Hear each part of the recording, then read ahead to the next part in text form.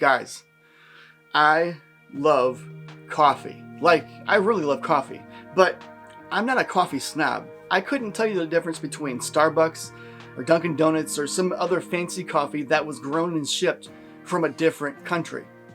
But I really love coffee. I'm pretty sure that I started drinking coffee at the age of 12. I'm 44 now. There's just something about that very first sip of that very first cup of coffee in the morning. It's something that I look forward to every single day. But every so often, I'll take a drink of that very first cup of coffee and it hits me.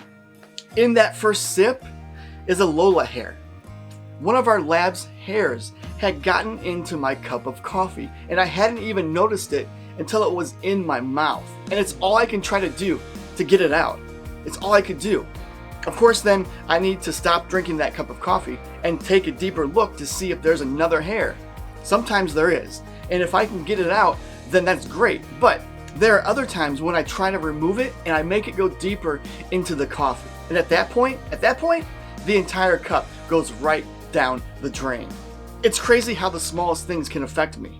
Lola's hair is super small, but once it gets into my coffee or my mouth, that's all I can focus on, and it ruins the experience and joy of drinking that cup of coffee. Life can be like that too. At least at times for me it can. I'm walking through my day happy as can be, and then boom, something usually small comes along and it becomes all I can focus on, and I let that one little thing ruin the experience and joy of living. And then, after thinking about it a little while, it hits me. My focus is on the wrong thing.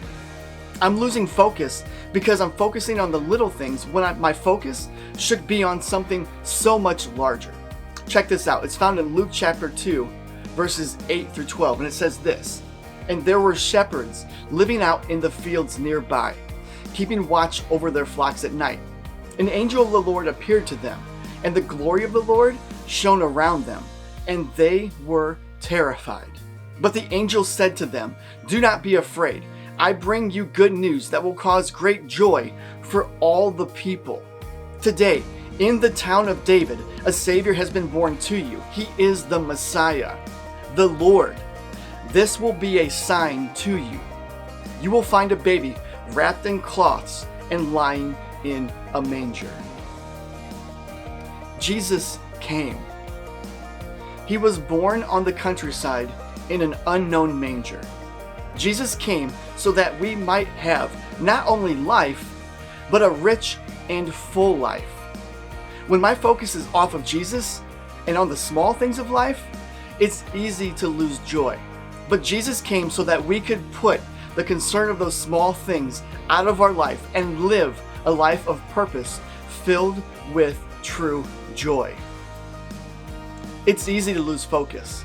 It's easy to let the small things ruin the outlook that we have. Disappointment is a real thing. It's a real emotion.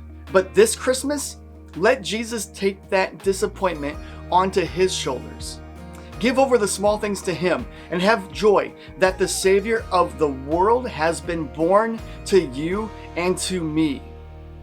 This Christmas, give your life over to Jesus, who came to this earth to bring joy and true life to you and to me. Merry Christmas, guys.